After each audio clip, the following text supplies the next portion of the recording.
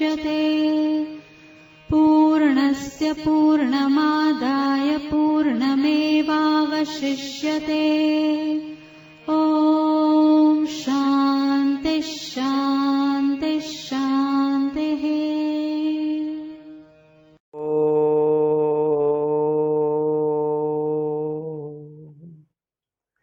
सहनाववतु सहनौ भुनक्तु सह वीर्यं करवावहै तेजस्विनावधीतमस्तु मा विद्विषावहै। ॐ शान्तिः शान्तिः शान्तिः। शङ्करं शङ्कराचार्यं केशवं बादरायणं सूत्रभाष्य कृतौ वन्दे भगवन्तौ पुनः पुनः। ईश्वरो गुरुरात्मेति मूर्तिभेदविभागिने व्योमवद्व्याप्तदेहाय दक्षिणामूर्तये नमः। ॐ शान्तिः शान्तिः शान्तिः। कर्पूरगौरं करुणावतारं संसारसारं भुजगेन्द्रहारं सदा वसन्तं हृदयारविन्दे भवं भवानी सहितं नमामि भवं भवानी सहितं नमामि। तो सच्चिदानंद भगवान की जय। उमापति महादेव की जय। ओम नमः पार्वती पतये हर हर हर महादेव। स्वामी श्री प्रेमपुरी अध्यात्म विद्या के इस पावन मंच से हम लोग पुष्पदंताचार्य द्वारा विरचित शिव महिम्न स्तोत्र का पाठ और चिंतन कर रहे हैं। आज प्रवचन का अवसान दिवस है।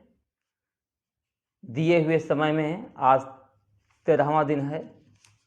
यह समय पूरा होने वाला है और आज एक ग्रंथ भी हम पूरा कर देंगे।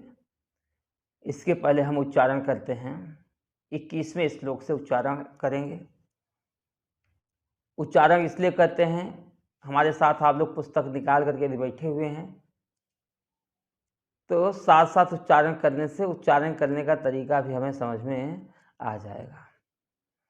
हरि ओम गजाननं भूतगणाधिसेवितं कपित्थजम्बूफलचारुभक्षणम् उमासुतं शोकविनाशकारकं नमामि विघ्नेश्वर पादपङ्कजम्। 21वां श्लोक लेंगे।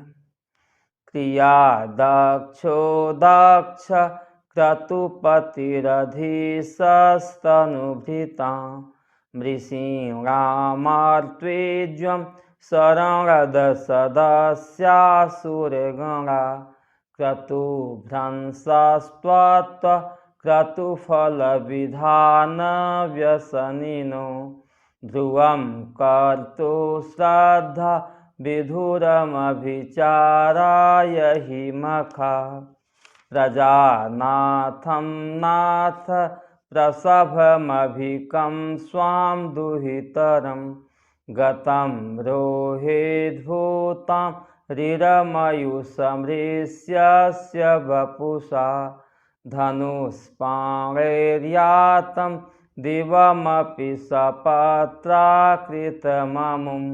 त्रसन्तं तेद्यापि त्यजति न मृगव्याधरभस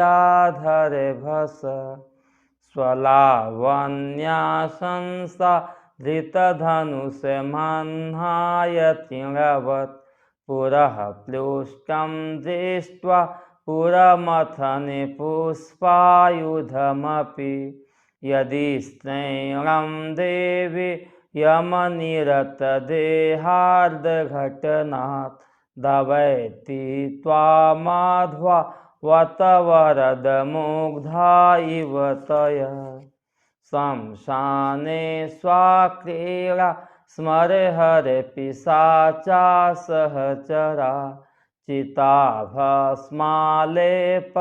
सगपि नृकरोटि परिकर अमङ्गल्यं शीलं तव भवतु नामैवमखिलं तथापि स्मृतीणां वरदे परमं मङ्गलमसि मनः प्रत्यक्षिते सविधमवधायात्मरुत प्रहृष्य द्रोमाण प्रमदे सलिलोत्सङ्गितदृश यदा लोक्याह्लादं हृदयैव निमज्यामृतमये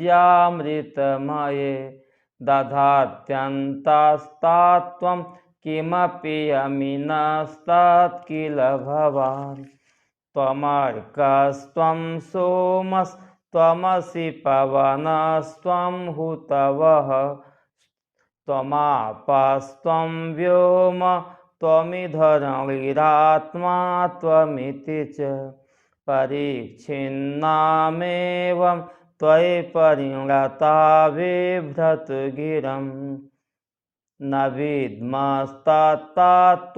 वयमिह तु यत्त्वं न भवसि त्रयीं तिस्रो वृत्तिस्त्रिभुवनमथो त्रीनपि सुरा नकारादैर्वर्गैस्त्रिभिरभिदधत्रीर्विकृति तुरीयं ते धाम ध्वनिभिरवरुन्धानि मरुभिः समस्तं व्यस्तं त्वं शरणदग्निरात्योमिति पदम् भवः सर्वो रुद्र पशुपतिरथोग्रः सहमहं तथा भीमेशान वितीयदभिधानाष्टकमिदम् अमुस्मिन् प्रत्येकं प्रविचरति देवश्रुतिरपि प्रियायास्मै धाम्ने प्रणहितनमस्योऽस्मि भवते नमो नेधिष्ठाय प्रियदवदभिष्ठाय च नमो नमच्छोधिष्ठाय स्मरहरमहिष्ठाय च नमः नमो वरिष्ठाय त्रिनयनयविष्ठाय च नमो नमः सर्वस्मै ते तदिदमिति सर्वाय च नमः बहरस्य विश्वोत्पत्त्यो भवाय नमो नमः प्रबलतम से तत्संहारे हराय नमो नमः जनसुकृते सत्योद्रिक्तो मृडाय नमो नमः प्रमहस्पदे निस्त्रैगुण्ये शिवाय नमो नमः कृषिपरिणति चेत क्लेशवस्वं क्वचेदं क्वच तौगुणसीमोल्लङ्घने सस्वरिद्धि इति चकितमवन्दे कृतमां भक्तिराधार वदच्चरणयोस्ते वाक्यपुष्पोपहारम् असितगिरिसमं स्यात् कज्जलं सिन्धुपात्रे सुरतरुवरुशाखा लेखनी पत्रमुर्वि लिखति यदि गृहीत्वा शारदा सर्वकालं तदपि तव गुणानामीश पारं नयाति असुरसुरमुनेन्द्रचित्तसैन्दुमौलैर्ग्रथितगुणमहिम्नो निर्गुणस्वरेश्वरस्य सकलगणवरिष्ठः पुष्पदन्ताभिधानो रुचिरमलवृत्तैस्तोत्रमेतच्चकार हर हर नवद्यं धुर्जटेस्तोत्रमेतत् पठति परं भक्त्या शुद्धचित्त अपमान्य स भवति शिवलोके रुद्रतुल्यस्तथात्र प्रच्वरतुलधनायो पुत्रवान् कीर्तिमांश्च दीक्षादानं तपस्तीर्थं ज्ञानं यागादिका क्रिया महिम्नस्तव पाठस्य कलां नारहन्ति षोडशीम् आसमाप्तमिदं स्तोत्रं पुण्यं गन्धर्वभाषितम् अनौपम्यं मनोहारी शिवमीश्वर वर्णनम। कल तक हम लोगों ने 36 श्लोकों तक विचार अभी तक कर लिए थे, जहाँ कल हम लोगों ने विचार किया, हे प्रभु, हे वरदान देने वाले ईश्वर, हमारी बुद्धि बड़ी ही संकीर्ण है।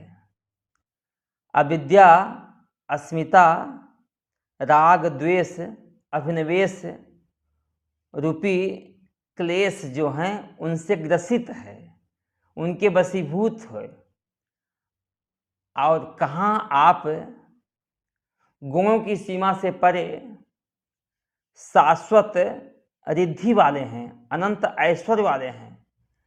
हे प्रभु, आपकी तुलना में अपनी स्थिति देख करके मैं बहुत डरा हुआ हूँ। हे प्रभु, फिर भी आपके चरणों की भक्ति ने मुझे उत्साहित करके बलात् ही, जैसे एक बच्चा दूसरे को बोलता हुआ देख करके बलात् ही उसके मन में भी बोलने की इच्छा जग जाती है, उसी प्रकार से हे प्रभु, मेरे मन में भी आपके प्रति कुछ कहने की इच्छा हुई।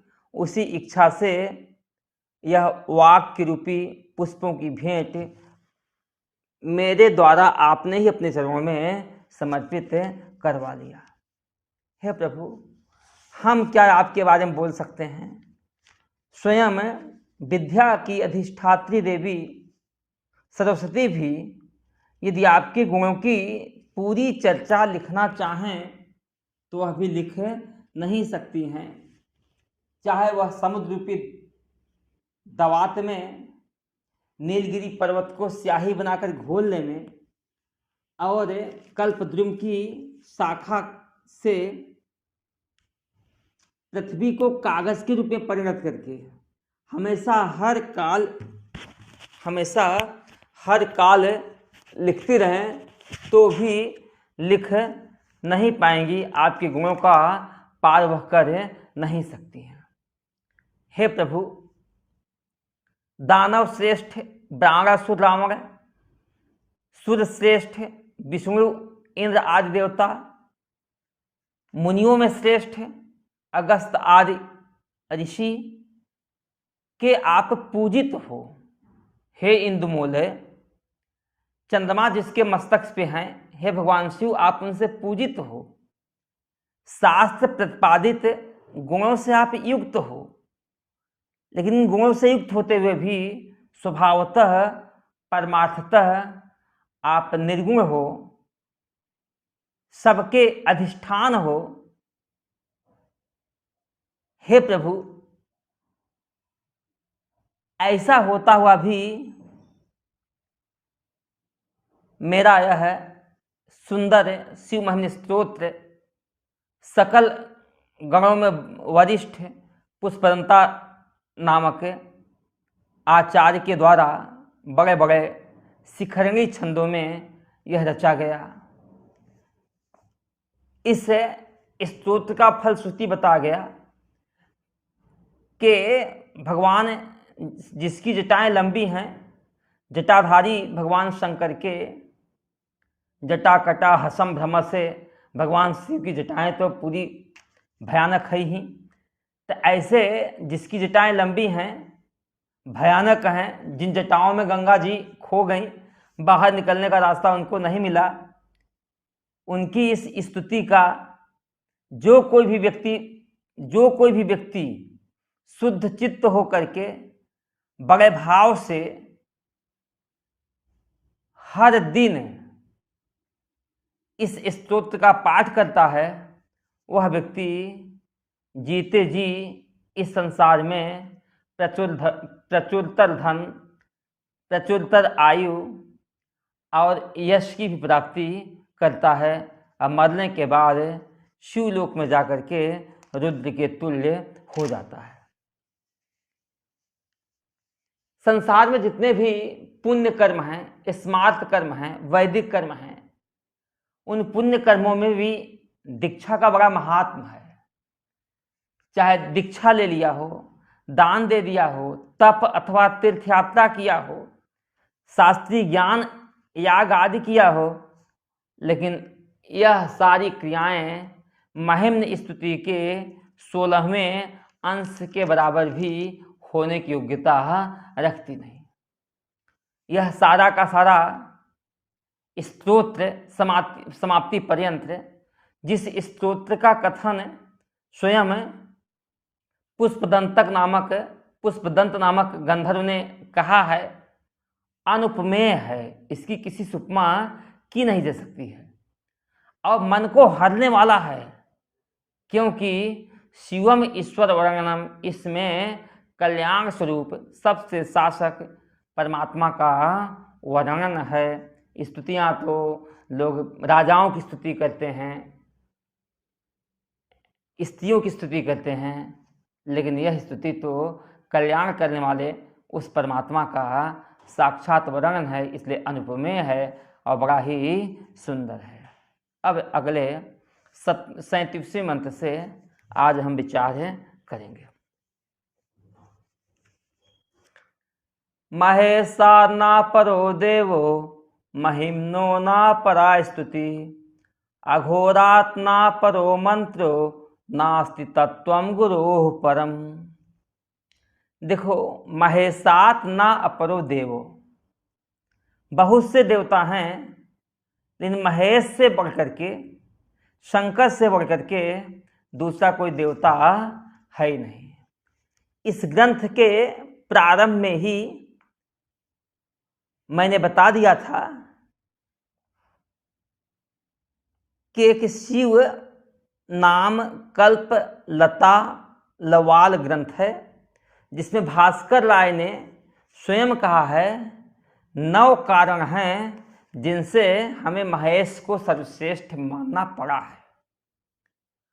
अनंत्य, औदार्य, सत्यादिति, मृति हितभि, स्व अल्प सेवातितोषात्, संकष्टोक्षिति, उपेक्षा भय हितवचनैः, उत्तमत्वाच्च शंभु, सेव्यो विष्णु उपमन्यु द्विहुण मुनि, सुत श्री दमंथेक्षुदेवैः, दक्ष श्रीराम वेदैः, शिशु पशु बधुराक्षसैः साक्षिभिर्न।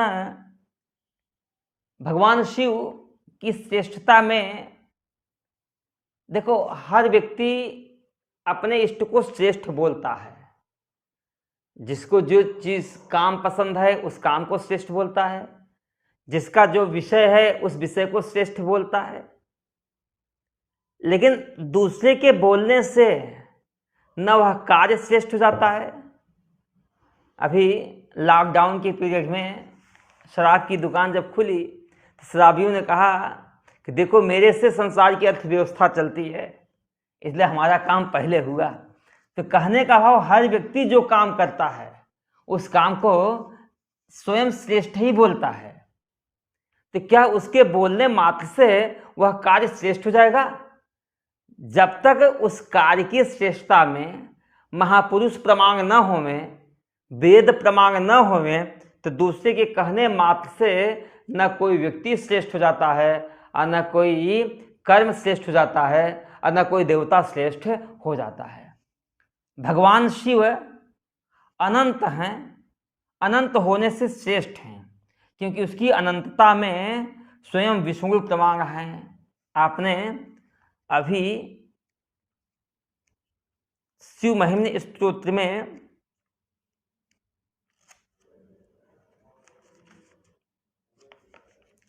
एक श्लोक पढ़ा, 10वां श्लोक पढ़ा, 10वां श्लोक। वहां स्वयं बताया गया कि जो दोनों के बीच में, ब्रह्मा और विष्णु के बीच में ज्योतिर्लिंग पैदा हुआ, उस ज्योतिर्लिंग का अंतिम सीमा जानने के लिए विष्णु 1000 साल तक गए ऊपर। यहाँ का साल नहीं, देवताओं का वर्ष, लेकिन फिर भी ज्योतिर्लिंग का अंत पाने में वह समर्थ नहीं हो सके। इसके विषय में विष्णु साक्षी हैं। विष्णु से बड़ा दूसरा कौन साक्षी हो सकता है? हे प्रभु, आप में उदारता बहुत है। उदारता होने से आप सेव्य हैं, महान हैं, सेवा के योग्य हैं, क्योंकि उस उदारता में उपमन्यु ऋषि प्रमाण हैं, उपमन्यु ऋषि का पुत्र प्रमाण है, क्योंकि मांगा उन्होंने पीने के लिए 1 गिलास दूध और भगवान शिव ने उनको क्षीर सागर ही दे दिया।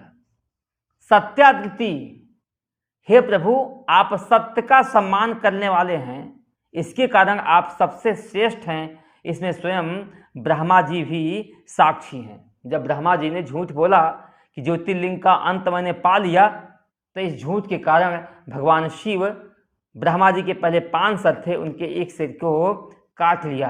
भगवान शिव न छल करते हैं न छल पसंद करते हैं। इसलिए रामायण में मोहि छल छिद्र कपट ना भावा, निर्मल जन जो सो मोहि पावा।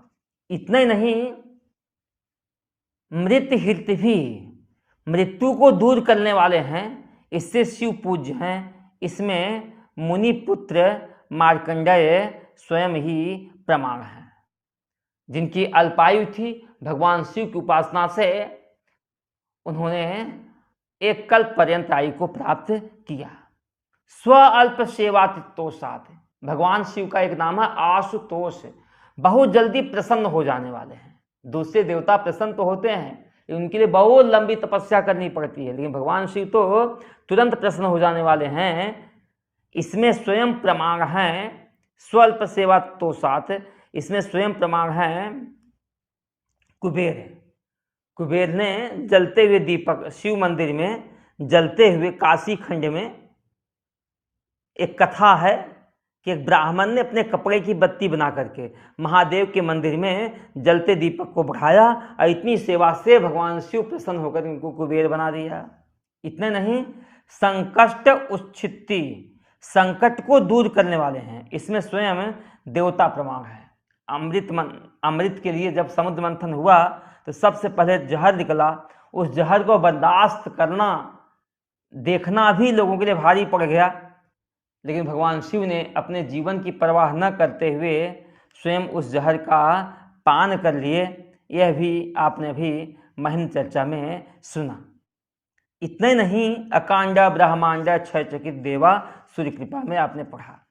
इतने नहीं, कोई यदि उनकी उपेक्षा करता है तो भगवान शिव उनको डर दिखा करके सन्मार्ग पर ले आते हैं, इसलिए वे श्रेष्ठ हैं। इसमें दक्ष प्रमाण है, कोई भी थोड़ी उपेक्षा करे दंड दिखा करके उन्हें लाइन पर ले आते हैं। कल्याण का उपदेश देने से शंभु श्रेष्ठ हैं। राम शिव गीता में स्वयं भगवान शिव ने राम को उपदेश दिया, जो उपदेश पद्म पुराण के भीतर मिलता है। इतने नहीं, श्रेष्ठ हैं, उत्तमत्वाच्च, सबसे उत्तम हैं। इसमें स्वयं प्रमाण हैं, वेद स्वयं प्रमाण है। उत्तमत्वाच्च शंभु। दूसरे ने कहा सेव्य है, क्योंकि विष्णु, उपमन्यु, मुनिसुत, ब्रह्मा, श्री द कुबेर, मथेक्षु देव, समुद्र मंथन की इच्छा करने वाले देवता, और साथ साथ दक्ष, भगवान श्री राम और वेद स्वयं प्रमाण है। किसी ने कहा कि नहीं, श्रेष्ठता में तो प्रमाण दूसरे भी देवता हैं, विष्णु भी हो सकते हैं। तो कहा नहीं भाई, उनकी श्रेष्ठता में जो प्रमाण है उसमें प्रहलाद है। प्रहलाद जो हैं, विभीषण है, गजेंद्र है, द्रौपदी है। तो द्रौपदी उसमें, प्रहलाद शिशु है, शिशु की गवाही नहीं मानी जाती है। विभीषण राक्षस है, वह भी साक्षी प्रासंगिक नहीं है। गजेंद्र पशु है और द्रौपदी स्त्री है, इसलिए वह विश्वसनीय नहीं है। स्त्री बालक की अप्रामाणिकता तो स्मृति सिद्धि है, लेकिन शिव के साक्षी में यह सारे दोष नहीं है। यहाँ मेरा यह भाव नहीं बताना है कि भगवान शिव ही श्रेष्ठ हैं, दूसरा देवता श्रेष्ठ नहीं है। हमारी चित्त की वृत्ति संसार के विषयों से हटा करके एक किसी आलम्बन में पकड़ लेना, मन की एकाग्रता के लिए यही सबसे श्रेष्ठ साधन होता है। और उन श्रेष्ठ आलंबनों में से भी हर व्यक्ति का, जिसका जहाँ मन लग जाए जिस व्यक्ति में, जिस साधना में, उसके लिए वही साधना श्रेष्ठ हुआ करती है। कई लोग कहते हैं कि नहीं नहीं, भगवान शिव को संकट से भगवान विष्णु ने बचाया, इसलिए भगवान विष्णु भी श्रेष्ठ हो सकते हैं। किस प्रसंग में कहते हैं? भस्मासुर के प्रसंग में। आप लोगों ने भी कथा सुनी होगी। भस्मासुर को जब भगवान शिव ने वरदान दिया तो वरदान दिया कि जिसके सर पे तू हाथ रखेगा वह जल करके भस्म हो जाएगा। भस्मासुर जब यह वरदान पा लिया तो उसने पार्वती को देखा, पार्वती सुंदर थी। उसने सोचा क्यों न शिव के सर पर ही हाथ रख करके पार्वती को हम पाले में। वह दौड़ा शिव को भस्म करने के लिए। भगवान शिव ने नारायण को याद किया, नारायण को याद करने के बाद नारायण आए और उससे बोलते हैं, अरे तुम्हें पता नहीं, दक्ष ने जब से श्राप दिया है तब से शिव में वरदान और श्राप देने की सामर्थ्य समाप्त हो गई है। मेरी बात पर न विश्वास हो तो तुम अपने हाथ को अपने सर पे रख के देख लो। वह भगवान के इसी मीठी बांगड़ी मारा और उसने अपने हाथ को अपने सर पर रखा और वह जल करके भस्म हो गया और भगवान शिव को संकट से बचाया। इसलिए भगवान ने विष्णु ही श्रेष्ठ हैं।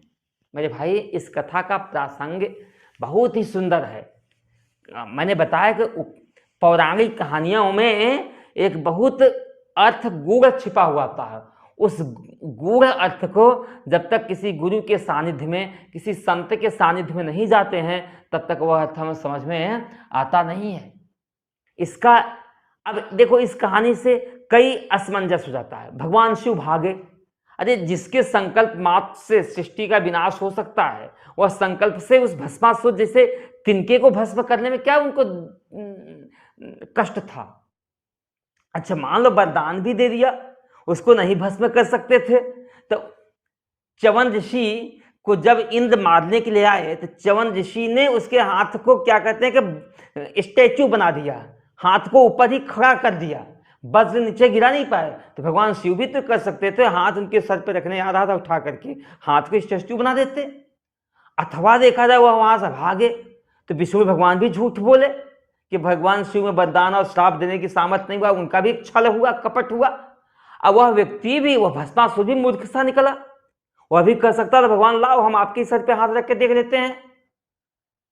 तो इस तरह से कहानी का अक्षरशः यदि अर्थ करते हैं तो कई प्रकार के संशय खड़े हो जाते हैं। लेकिन इस कहानी का इतना ही अर्थ मात्र नहीं है, इस कहानी का बहुत ही अर्थ गंभीर है। वह अर्थ गंभीर ये है कि भगवान शिव ज्ञान के गुरु हैं और सारी विद्याएं भगवान शिव से ही निश्चित हुई हैं। मधुस्फीता वाच से हम बता ही दिए हैं कि शिव से सारी विद्याएं निश्चित हुई हैं। भगवान शिव ने उसको ब्रह्म ज्ञान का उपदेश दिया। उस ब्रह्म ज्ञान के बल से वह अपने भीतर के देहाभाव को नष्ट करके, देहाभिमान को नष्ट करके ब्रह्म भाव में वह प्रतिष्ठित हो सकता था। लेकिन उसने उस ब्रह्म ज्ञान का उपयोग पार्वती को पाने में कर दिया। पार्वती माने हुआ प्रकृति, प्रकृति माने हुआ संसार हुआ, तो संसार को पाने में उसने उस ब्रह्म ज्ञान का उपयोग किया। यही सबसे बड़ी आत्महत्या है।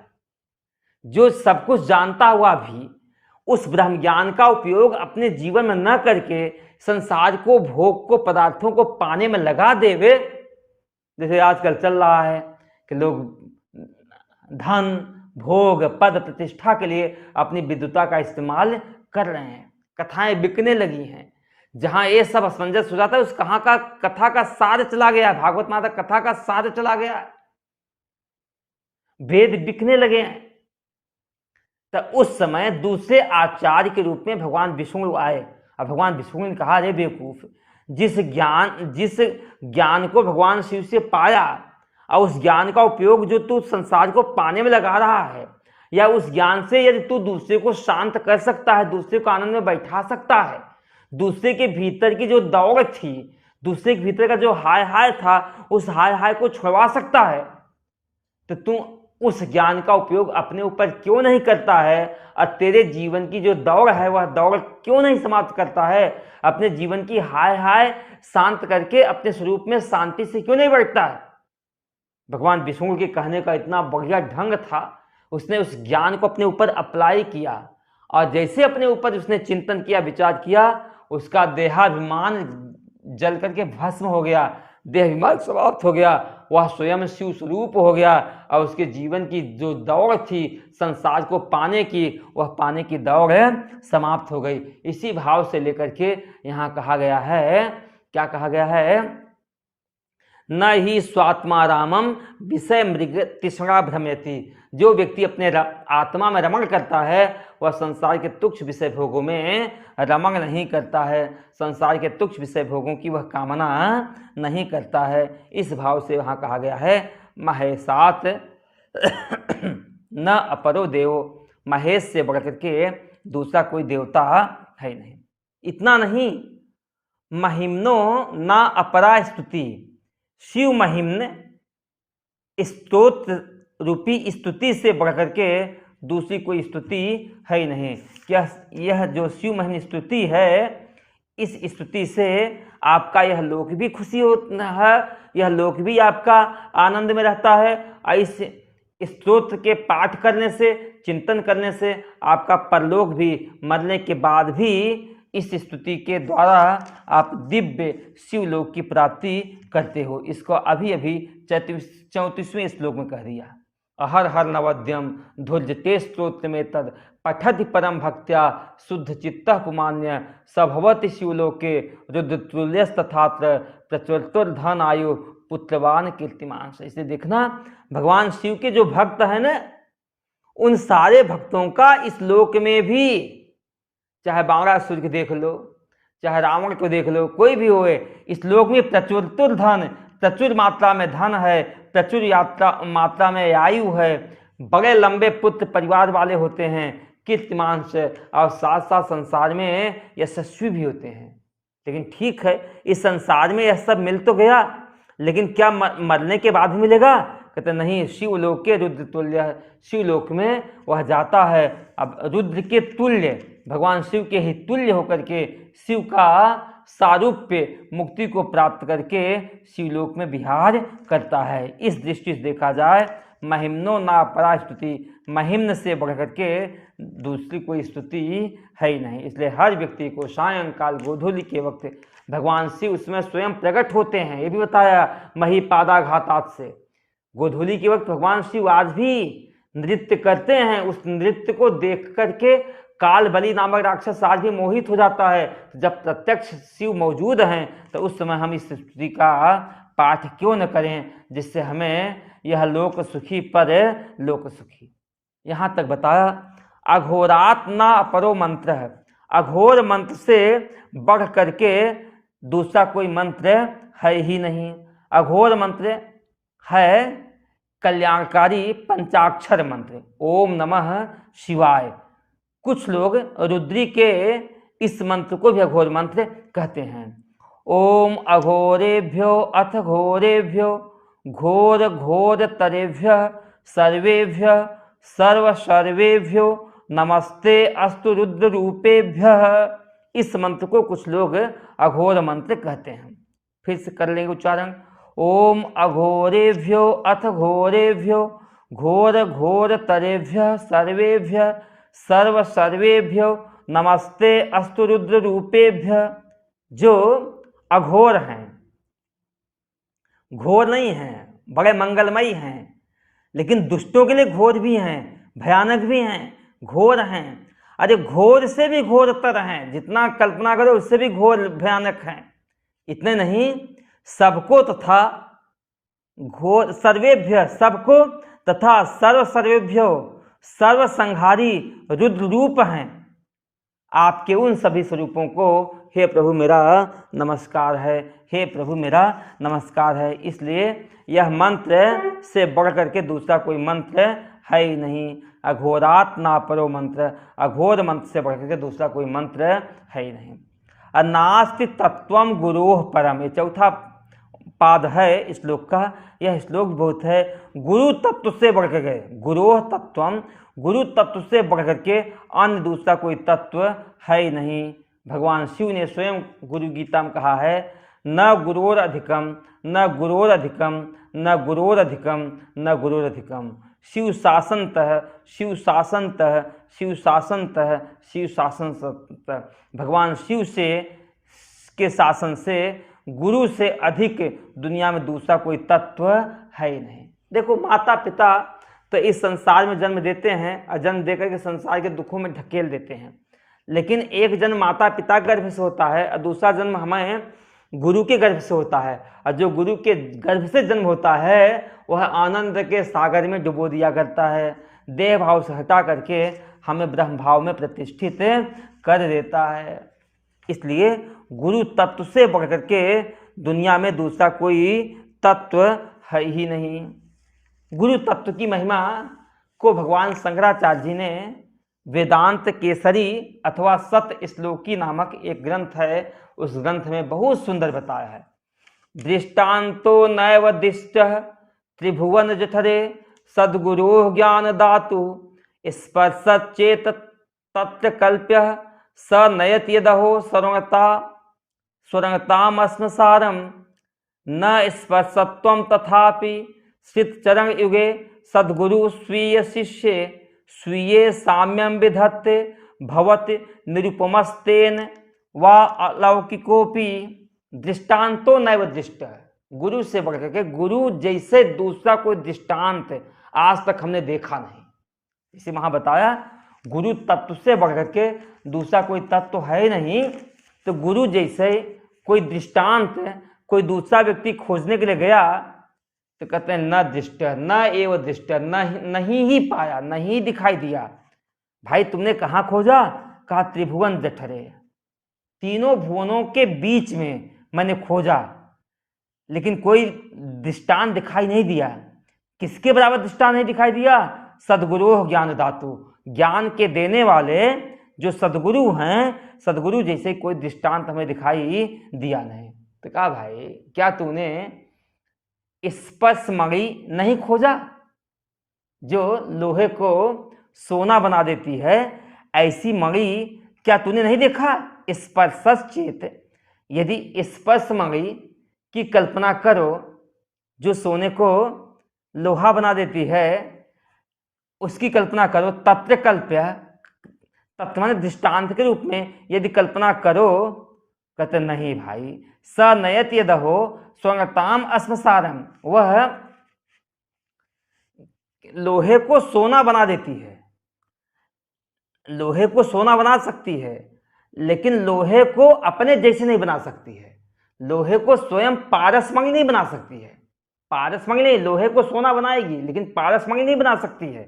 सनयति दहो स्वंगताम, सोने को क्या कहते हैं, पारसमणि नहीं बना सकती है, लोहे को सोना बना सकती है।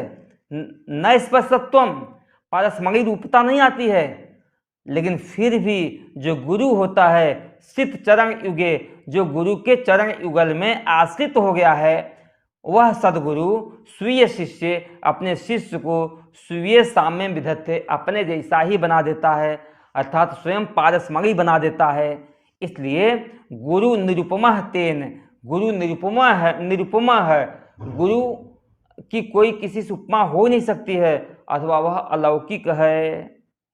इतने नहीं, अलौकिक के अलावा गुरु के लिए यहाँ बताया गया है कि यदवत श्रीखंड वृक्ष प्रसित परिमलेनाभितो अन्य अपि वृक्षा शाश्वत सौगंध भाजो अप्य तनुभृताम ताप मुन्मूलयन्ति आचार्यात् लब्धो अपि विधिवश सन्निधो संस्थितानां त्रेधा तापम च पापम स करुण हृदया स्व उक्तिभिः क्षालयन्ति। जिस प्रकार से चंदन का वृक्ष किसी पहाड़ पे होवे और इस चंदन के वृक्ष से जो खुशबू, जो सुगंधी फैलती है, तो अभितः अन्य पे वृक्षा उस सुगंधी से मिलकर के दूसरे कीकर आदि वृक्ष भी शाश्वत सौगंध भाजो, नित्य सौगंध वाले बन जाते हैं। उसी और सौगंध वाले बन करके वह शरीरधारियों के भी और बिना शरीर वालों के भी ताप को दूर करते हैं। उसी प्रकार से आचार्यात लब्धोपि विधिवशः, प्रारब्ध बस आचार्य की प्राप्ति हो जाने पर, उनकी सन्निधि में स्थित होने पर शिष्य के तीनों प्रकार के ताप कष्ट पाप दूर हो जाते हैं उनके वचन से, और वह शिष्य दूसरों को भी पाप दूर करने में की सामर्थ्य पा लेता है। इस दृष्टि से देखा जाए कि गुरु तत्व से बढ़कर के दुनिया में दूसरा कोई गुरु है ही नहीं, लेकिन वास्तव में गुरु होवे तो कबीरदास जी ने तो बोल दिया, गुरुवाह बहवा संत, कबीर नहीं किसी संत ने बोला, गुरुवाह बहवा संति, गुरु तो बहुत मिलेंगे, शिष्य वित्त तापहार का, शिष्य के वित्त रूपी कष्ट को हरने वाले बहुत से हैं, लेकिन दुर्लभम तम अहम मन्ये, ऐसे गुरु को हम दुर्लभ मानते हैं। शिष्य हृत तापहार का, जो शिष्य के हृदय के जो कष्ट है, हृदय के जो दुख हैं, उन दुखों को दूर कर दे में, ऐसे गुरु की प्राप्ति बहुत ही दुर्लभ है। इसी भाव से लेकर के यहाँ बताया गया है, महेश से बढ़कर दूसरा कोई देवता नहीं है, महिम से बढ़कर के दूसरी कोई स्तुति नहीं है, अघोर मंत्र से बढ़कर के दूसरा कोई मंत्र है ही नहीं, और गुरु तत्व से बढ़कर के दूसरा कोई तत्व है ही नहीं। अब अगला मंत्र 38वां मंत्र, कुसुम दसन नामा सर्वगंधर्वराज शिशु शशिधर मौलैर देव देवस्य दास सखल निज महिम्नो भ्रष्ट एवास्यस्य रोषात् स्तमद निमकार से दिव्य दिव्यम महिम्न। शिशु शशि, शिशु माने बाल, शशि माने वह चंद्रमा, बाल चंद्रमा को धारण किया है, धर माने धारण किया है, कहाँ धारण किया, मौलई है, जो मस्तक पर धारण किए हैं, अर्थात द्वितीया के चांद को मस्तक पर धारण करने वाले जो भगवान शिव हैं। देव देवस, देवताओं के भी देव, महादेव जो हैं, उनका मैं कौन हूं, सेवक हूं। शिशुधर बाल शिशु को धारण किए हुए हैं, मौली माने मस्तक पर, जिन्होंने, वह कौन है, देव देवस, देवताओं के भी देवता हैं, प्रकाशक के भी प्रकाशक हैं। ऐसे महादेव का यह दास, यह सेवक, कौन सा सेवक है, कुसुम दसन नामा, कुसुम हुआ पुष्प और दसन हुआ दांत, दांत का हुआ दंत, तो कुसुम दस पुष्प दंत, नाम वाला, पुष्प दंत वाला, नाम वाला, पुष्प दंत का और क्या परिचय है, सर्व गंधर्व राजा, सभी गंधर्वों का जो राजा था, ऐसा पुष्पदंत चार्य ने क्या किया, अस्य एवरोसात, अस्य माने शिवस्य एवरोसात, भगवान शिव के ही कोप से, निज महिम्ना भ्रष्ट, अपनी महिमा से भ्रष्ट हो गया था, अपनी महिमा से च्युत हो गया था, नीचे गिर गया था। बाद में वही पुष्पादंत स माने उसी पुष्पदंत ने, खल माने निश्चय ही, स्तवन इदम आकाशित दिव्य दिव्य महिम्न, दिव्य से दिव्य, आकाशित दिव्य दिव्य महिम्न, इदम इस दिव्य दिव्य से दिव्य, महिम्न स्तवन, महिम्न स्तुति का, महिम्न स्तोत्र का रचना किया, और रचना करने के बाद फिर से वह अपने स्वरूप में स्थित हो गए। उसी प्रकार से देखा जाए कि हम सब भी अपने स्वरूप से तो च्युत हो ही गए हैं, हम लोग ब्रह्म भाव से हट करके देह भाव में आ ही गए हैं, वर्ण आश्रम के भाव में आ गए हैं। यदि हम भगवान शिव की स्तुति करते हैं, निश्चय ही भाव से स्तुति करते हैं, निश्चय ही फिर से हम अपने इस देह भाव को, जाति भाव को, आश्रम भाव को, वर्ण भाव को छोड़ करके हम निश्चय ही ब्रह्म भाव में स्थित हो सकते हैं और हो जाएंगे। भगवान की कृपा होगी, निश्चय ही हम हो जाएंगे, इसमें कोई संशय है ही नहीं। सुरवर मुनि पूज्यम स्वर्ग मोक्षय कहे तुम, पठति यदि मनुष्य प्रांजलिर्नान्य चेता, ब्रजति शिव समीपम किन्नरैः स्तूयमानः स्तवन्मिदमोघम पुष्पदंत प्रणीतम। सुरवर मुनि पूज्यम। सुर माने सुरवर, देव बड़े, सुरों में श्रेष्ठ है, मतलब बड़े बड़े देवताओं से।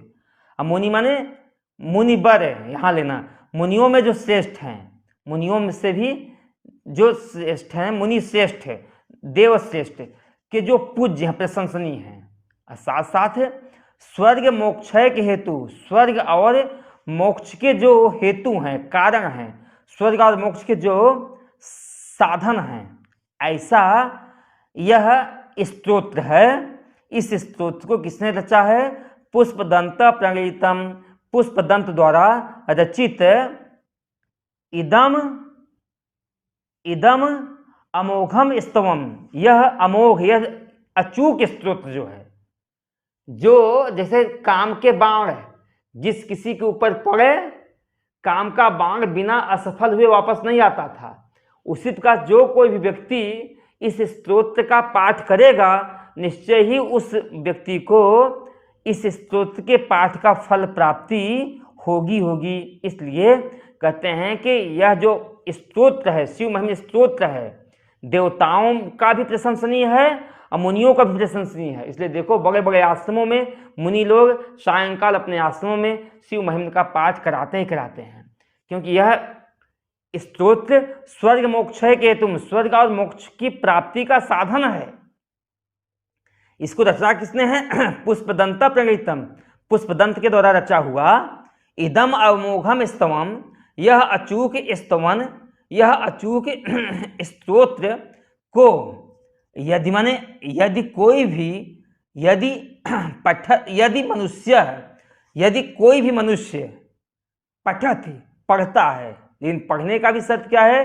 प्रांजलिर, हाथ जोड़ करके पाठ करे, ना अन्य चेता, उसका चित्त भगवान शिव में लगा रहे, शिव से अतिरिक्त किसी वस्तु में उसका चित्त न लगा करके, अनन्यास चिंत्यंतो माम, अनन्य भाव से, भगवान शिव के अलावा दूसरी कोई सत्ता है ही नहीं, इस भाव से भगवान शिव में चित्त, भगवान शिव के अलावा अन्य जगहों पर चित्त न लगा करके अनन्य चेता से होकर के पठति, यदि कोई व्यक्ति पढ़ता है, निस्संदेह ब्रजत शिव समीपम, वह शिव के समीपता को प्राप्त करता है।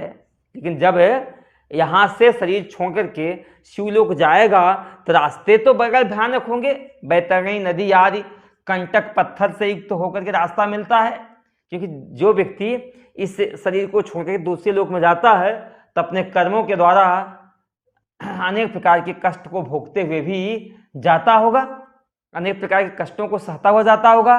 कहीं मार्कंडेय पुराण में तो उसकी गमन की गति कैसे कैसे दिखाई गई है, गर्म बालू पे चलाते हैं, कांटों के ऊपर दौड़ाते हैं और बड़ा बड़ा कष्ट होता है।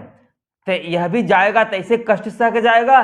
कहते नहीं, जो कुछ पाप सहना था सह लिया, अब वहाँ किन्नरैः स्तूयमान, किन्नरों के द्वारा स्तुति किया जाता हुआ, उसके सामने बैंड बाजे बजते हुए, किन्नर गंधर्व स्तुति करते हुए, उसके सामने मनोरंजन आदि करते हुए, नृत्य करते हुए, जिससे उसको रास्ते में थकावट जरा सा भी होवे न, इस प्रकार से वह रास्ते को बिता करके शिव के समीप को प्राप्त करता है।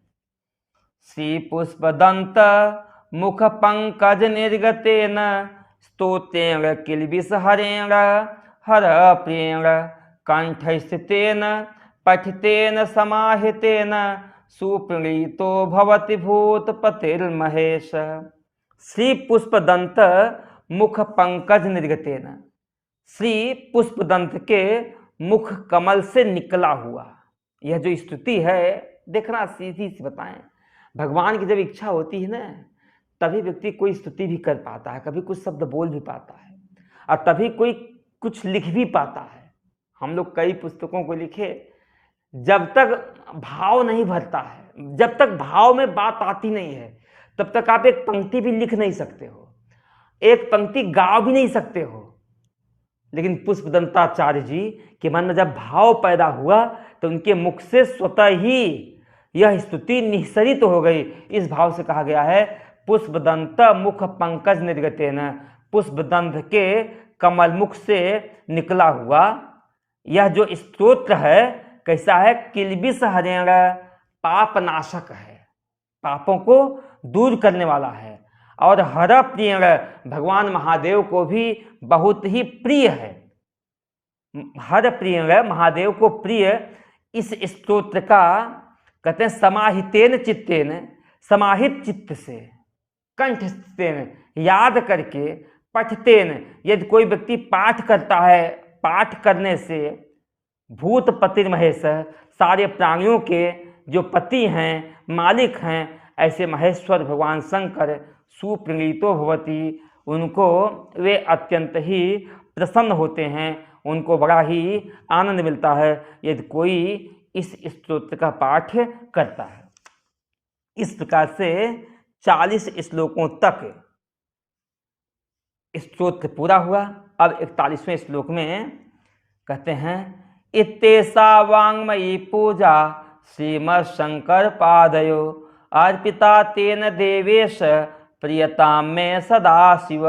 इतमन इस प्रकार से ऐसा वांगमयी पूजा, देखो कई पूजा होती हैं, कई सामग्रियों से पूजा की जाती है, कई पूजा होती हाथ पांव दबा के भी पूजा होती है, लेकिन हे प्रभु मेरे पास तो सामग्री, मैंने पहले बताया थे आपको, चढ़ाने लायक कोई सामग्री है ही नहीं, क्योंकि जो भी वस्तु है सब तो आपकी दी हुई है, और आपकी दी हुई वस्तु को आपको चढ़ा करके हम कैसे आपकी सेवा कर सकते हैं? अरे हम तो फूल भी चढ़ाते हैं प्रभु, फूल भी आपका दिया हुआ है, तो तन की सेवा करें। हे प्रभु तन आपका इतना व्यापक है कि पांव और सर का पता नहीं है, तो हम तन की सेवा भी कैसे करें?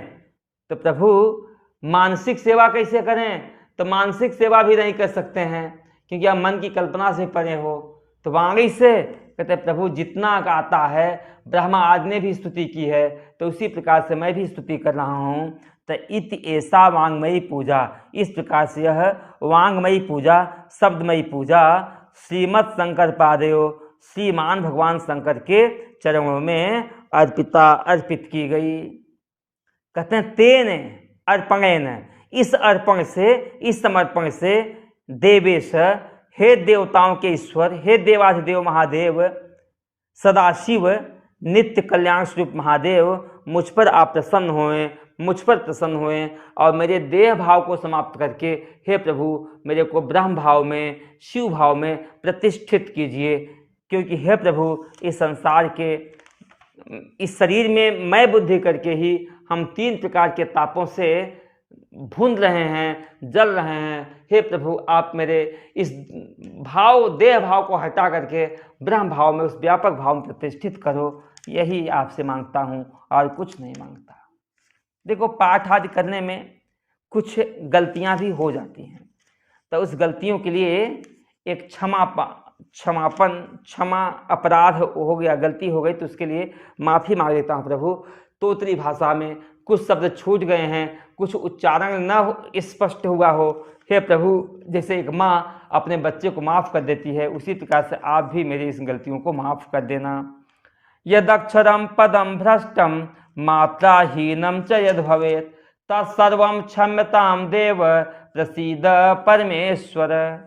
यद अक्षरम, यदि कोई अक्षर छूट गया हो, अथवा पदम भ्रष्टम, अथवा कोई पद भ्रष्ट माने छूट गया हो, यदि अक्षर अथवा पद छूट गया हो, मात्राहीनम, मात्रा से रहित होकर के, मैंने उच्चारण कर लिया हो, मात्राहीनम चेद भवेत्, मात्रा से रहित होकर के यदि कोई उच्चारण हुआ हो, तत्सर्वम क्षमताम देव, तो हे देव उन सारी गलतियों को आप क्षमा कर देना, और जो इस तरह से मेरा कल्याण होवे, हे प्रभु प्रसीद परमेश्वर, हे प्रभु आप मेरे ऊपर प्रसन्न होइए और वही कर्म कीजिए। नारद जी भगवान से जाते हैं, कहते हैं जय विधिनाथ होई हित मोरा, करऊँ सुबेग दास में तेरा। हे प्रभु जिस तरह से मेरा कल्याण होवे आप मेरे लिए वही उपाय कीजिए, मैं आपका दास हूँ, आपका सेवक हूँ, प्रभु आप ऐसा कीजिए। ओम पूर्णमदः पूर्णमिदं पूर्णात् पूर्णमुदच्यते पूर्णस्य पूर्णमादाय पूर्णमेवावशिष्यते। ओम शांति शांति शांति। इस तरह से दिया गया यह समय पूर्ण होता है और हम लोग आश्रमों में भगवान शिव के 108 नामों का भी उच्चारण करते हैं। ये नाम एक बार पढ़ लेते हैं। ओम ओम महादेव शिव शंकर शंभो उमाकान्ते हरे त्रिपुरारे मृत्युंजय वृषभध्वज शूलिन गंगाधरे मृडमदनारे हरे शिव शंकर गौरीशं वन्दे गंगाधरमीशं शिवरुद्रं पशुपतिमीशानं कलये काशीपुरीनाथं जय शंभो शिव गौरी शंकर जय शंभो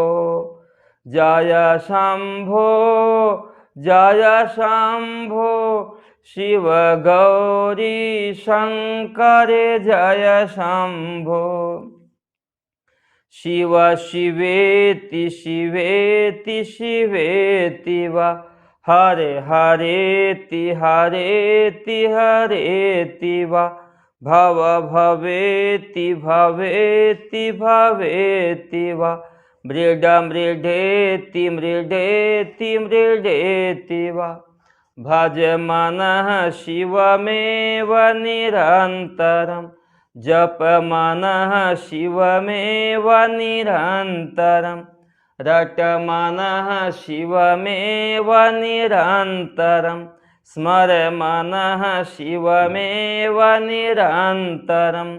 ओम नमः पार्वती पतये हरे हरे महादेव।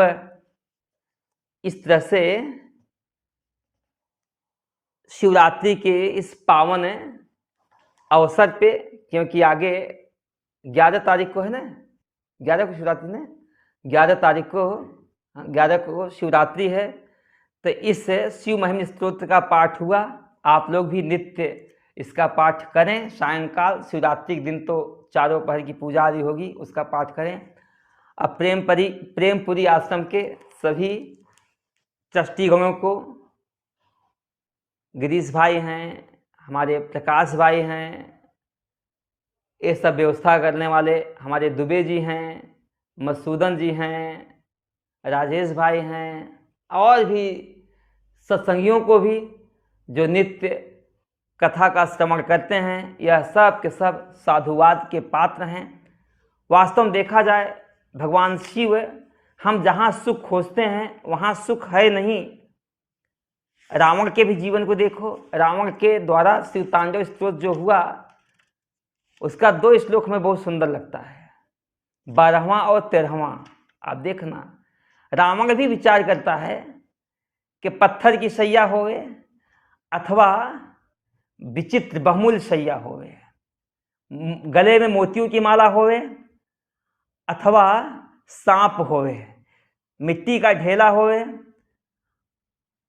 अथवा बहुमूल्य रत्न होवे, मित्र पक्ष होवे या शत्रु पक्ष होवे, आंखों के सामने तिनका होवे अथवा कमल नयनी कोई कामनी होवे, एक सामान्य प्रजा होवे अथवा राजा होवे, सबके प्रति समान विचार रखते हुए कदा सुखी भवा कदा सदा शिवम भजाम में हम, कब मैं शिव का भजन करूंगा।